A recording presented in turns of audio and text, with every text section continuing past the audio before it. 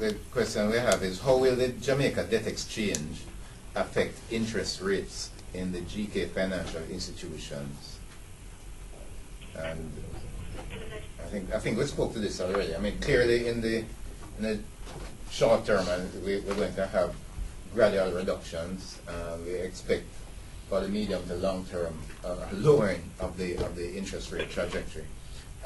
It will impact negatively in the short term on our interest earnings, and also the spreads. But we believe that the spreads will contract across the industry. But we believe that the good thing is that it will lead to greater demand. Jamaican businesses will borrow more, Jamaican consumers will borrow more, and in borrowing more too, they will have greater capacity to comfortably service their debt obligations. And really, this is what core banking is about. So we actually look forward to doing more business. We expect that this will eventually result in economic growth, and we will be one of the drivers of this economic growth. In our other financial institutions, the insurance company clearly relies fairly heavily, as do all insurance companies in Jamaica, on investment income. You know, we are developing some strategies to ensure that we improve our efficiency in that business.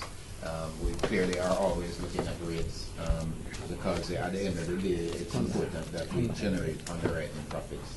That's something that is not in all our insurance companies in Jamaica at this time. But all in all, we believe that as the economy grows, that we will be doing more business, better business across our financial institutions.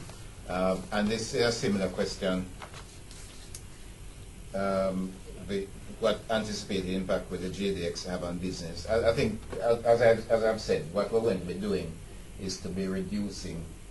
We're going to have that immediate impact of reduced interest earnings, both in the bank, in the insurance company, and so on.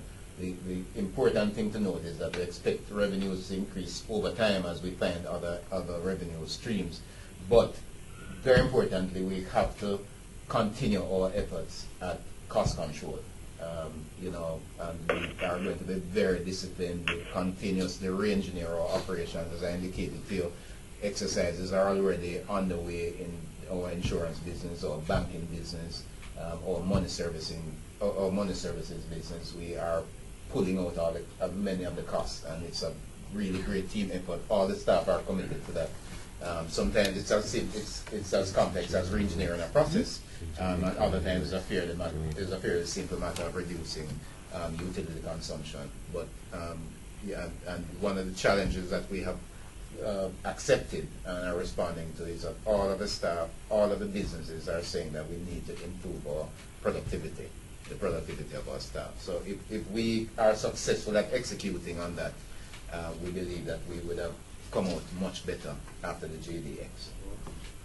Thank you. I have a similar question. I think Courtney has really answered it, the majority of it. Will the JDX force GraceKennedy into any form of restructuring? Well, the answer is that GraceKennedy in the 21st century is constantly restructuring itself on a week by week, month by month, quarter by quarter, year by year basis. And the reason is the way business works today. We are always adapting ourselves. Erwin gave an example of a restructuring exercise in the food business where we have built a new distribution center. We have closed down 7 old facilities and put everything into one modern new facility. So this is very positive. What we are doing is to restructure on a timely basis in order to meet the needs of our customers. That is really the key to it. Another example is in Western Jamaica. Courtney pointed an example where there is more demand for business not only in Western Jamaica but also Western Montego Bay, and we're responding to that by moving our offices over to Bogue in order to meet the needs of our customers. That's a form of restructuring too. So we are being very proactive in this regard, and I think the answers to the very relevant questions this morning have shown that in fact we are doing what is needed to make sure that we are vibrant in the way that the business runs. Okay, ladies and gentlemen, if we have no other questions, do we have any other questions from our friends online? Okay, if we have no other questions, we have now come to the end of this investor briefing. It's just left for me to say thank you very much for all those persons who joined us and who participated. We appreciate your interest and questions, and we wish for you a very good day. Thank you very much. Goodbye.